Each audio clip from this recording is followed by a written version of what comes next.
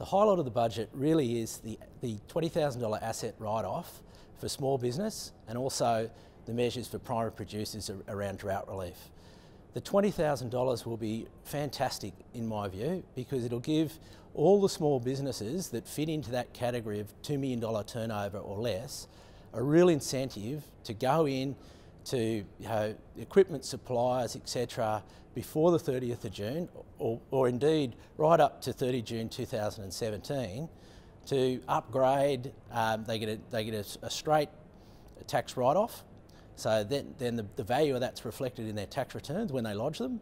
Also in the farming sector, the ability, we're in the middle of a drought, so the ability to get a tax write-off straight away for spending money on conservation of water and also storing fodder and feed and so forth, I think it will give a real stimulus to the farming sector. Tax cuts for small businesses I think will take a little bit of time to flow through, but again very welcome.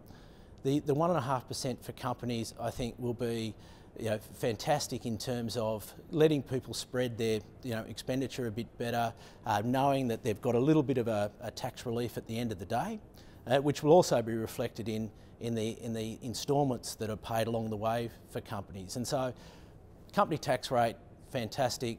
The unincorporated measure, so the $1,000, I think also, like $1,000 is $1,000 for business. So that $1,000 can be put to an upgraded plant or training for staff, etc. So indeed, I think very welcome.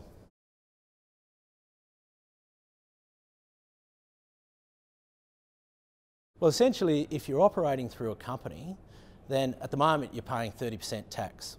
So that will go down to 28.5%. So that's a 1.5% tax saving.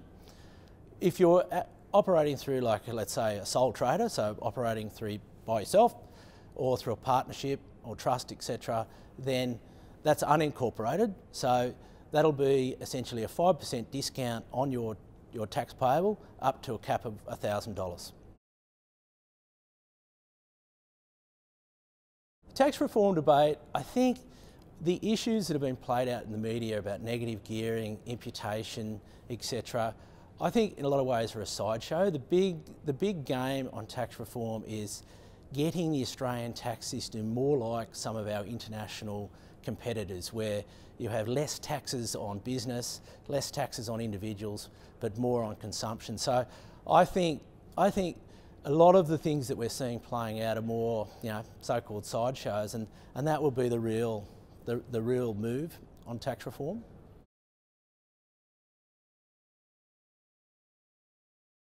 The greatest takeout for me is that there is, I guess, a stimulus on hand. So really, with small businesses being encouraged to purchase equipment, purchase goods, etc., depreciable property, that has a flow-on effect. And so what you'll be seeing is that there'll be people going to stock and station agents and Bunnings, etc., before the 30th of June, and indeed after.